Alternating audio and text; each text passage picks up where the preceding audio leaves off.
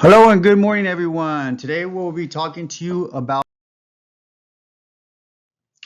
Hello again. This is Eric, and I will be discussing with you a little bit about the world of international management. In the world of international management, there are a lot of issues that hover around management and the corporations. Some of our findings include environmental changes that range from culture, markets, and technology. Also included are the roles of a manager that deal with the competitors, employees, and stakeholders.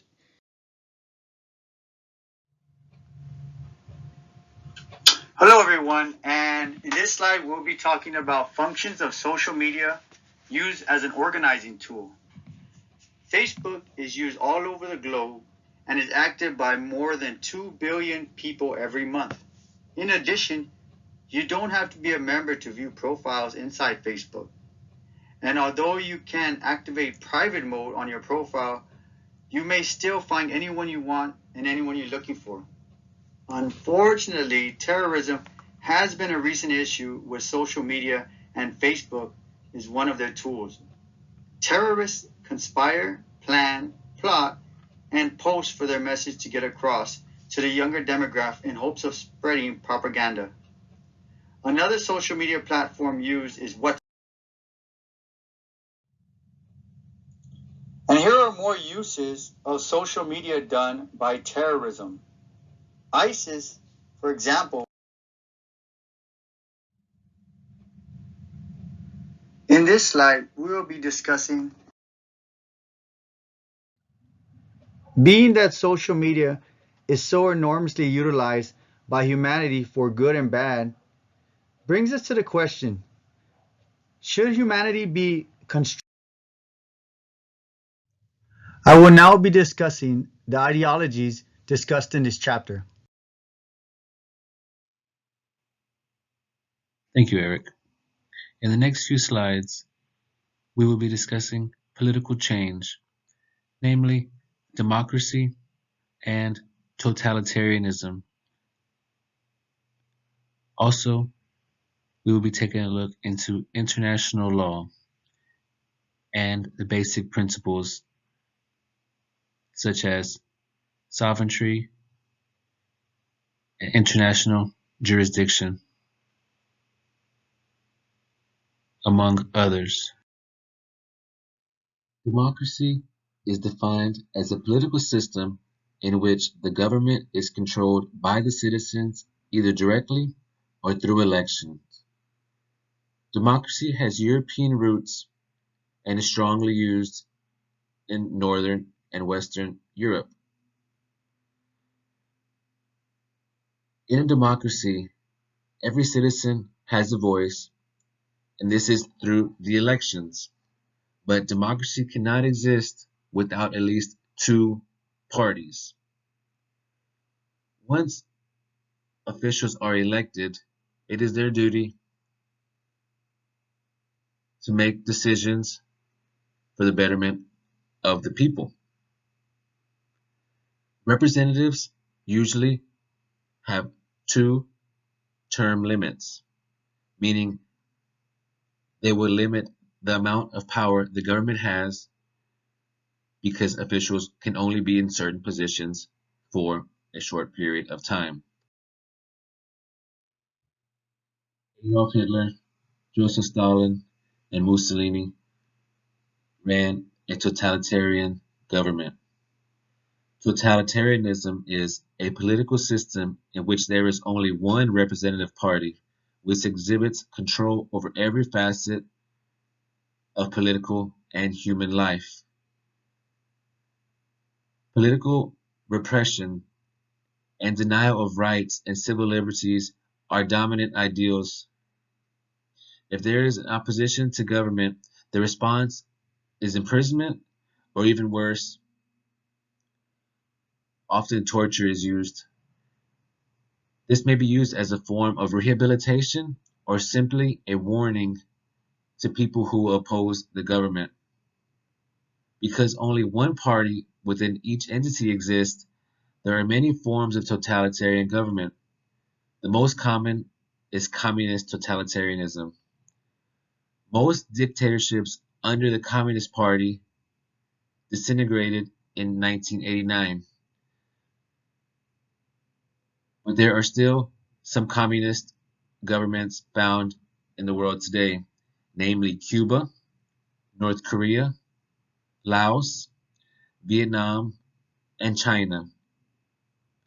The political environment in China is very complex because the government's desire to balance national immediate needs with the challenges of a free market. A lot of companies shy away from dealing with totalitarian governments unless highly profitable or necessary. Core foundations of international law are Islamic law, socialist law, common law, and civil or code law. Starting with Islamic law, this is a law derived from the interpretations of the Quran and the teachings of the Prophet Muhammad. It is found in most Islamic countries in the Middle East and Central Asia. Socialist law comes from the Marxist socialist system and continues to influence regulations in former communist countries, especially those from former Soviet Union, as well as present-day China, Vietnam, North Korea, and Cuba.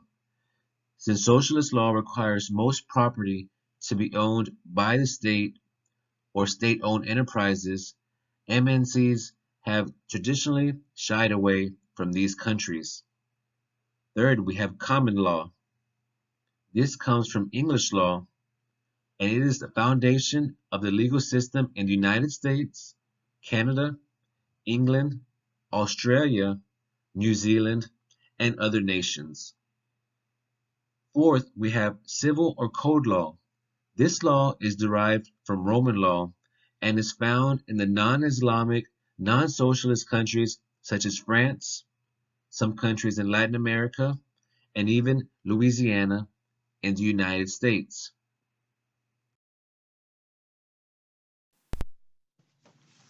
Hi guys, my name is Blanca and I'm going to be talking about technology. Technology is making a huge impact on our daily lives. We now have computers, telephones, televisions, and wireless phones to help us be able to communicate with one another more easier and to inform us about what's going on in the world. For example, in this in the social media, what's going on in Facebook, Instagram, WhatsApp. Like we were saying, it's one of the most popular apps. The internet is one of the most important sources for all of the technologies in order for everything to work. Without the internet, we won't have access to use these multiple social medias, as I mentioned. So technology is advancing more, and of course, it's making it easier for us to communicate all around the world. So for this slide, I'm going to be talking about innovation. So the innovation is since the technology has been advancing, it has two great programs called Dark Spark program and CHIP. So for the first program called Dark Spark program, it's in 165 countries for all students. This program was also launched in the United States and United Kingdom. So they made this program because their personal goal was to create a new generation of adaptive programmers.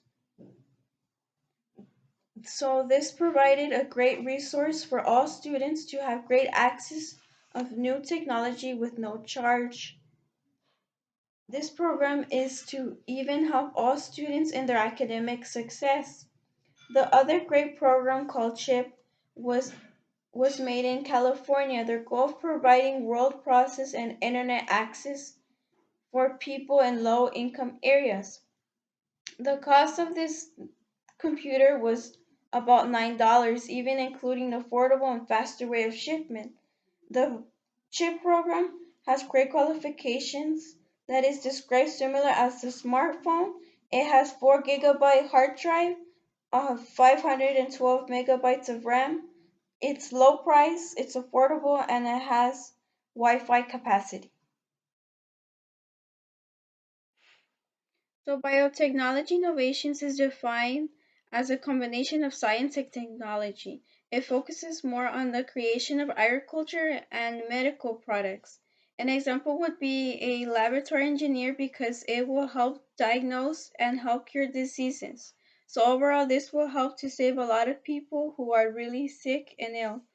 This There is also a lot of pharmaceutical competition between multiple countries such as China, Swiss, and India. The most popular pharmaceutical is India and its name is Rambox Company. Its company is good because they are known for product effect and affordable drugs. Other pharmaceutical companies are different. They go based off organic chemistry, meaning it's the study of the body structure. So for telecommunications, I'm going to be talking about technology leapfrogging, country mobile devices usage, and government limiting social internet medias and conversations. So technology has become an important element not only in the US but globally, although the usage for the mobile communication has changed by the increase and decrease of the population of the countries. One of the main communications is the internet access. As cell phones have become more popular, it has been easier to access the internet websites such as social medias, for example, Facebook, Twitter, WhatsApp, or other social medias. With the mobile communications, people are able to be in touch with others worldwide, allowing people to have a stronger communication. The economic growth has allowed more people to purchase smartphones, allowing the technology to expand on telecommunications. On the other hand, there are many countries who are less wealthy and have struggled to invest on this type of communication, such as Africa, European countries, and South Africa. And now I'm going to pass it on to my partner Erica, and she'll be talking about technology advances. Outsourcing is an agreement in which one company hires another company to be responsible for a planned or existing activity that is or could be done internally and sometimes involves transferring employees and assets from one firm to another. An example of outsourcing would be a company hires a cleaning company to clean all their buildings and office space. Another example could be when a company hires recruitment process outsourcing, also known as RPO. These companies provide talent acquisition services for professional and non-professional positions that solve compliance, cost, quality, or other recruiting challenges. Offshoring is a relocation of a business process from one country to another, typically an operation process such as manufacturing or supporting processes such as an accounting.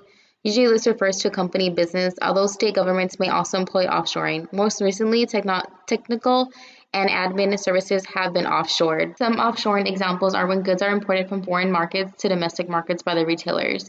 Import inputs and raw materials from cheaper markets. A lot of US companies are offshoring. Some of the top are Apple, Microsoft, Cisco, John and Johnson, Pfizer, and Merck. Another example of offshoring outsourcing is when companies hire call centers, help desk, and finance accounting services for the organization internal operations. These are all examples of offshore outsourcing. Infrastructure and technology outsourcing services generally include services that support an organization such as networking, technology services, and support. This concludes our Chapter 2 semester project. Thank you so much for taking the time and looking over our PowerPoint. We would love for y'all to use the Chapter 2 Kahoot link. It's a fun and interactive activity for y'all to do regarding our Chapter 2 semester project.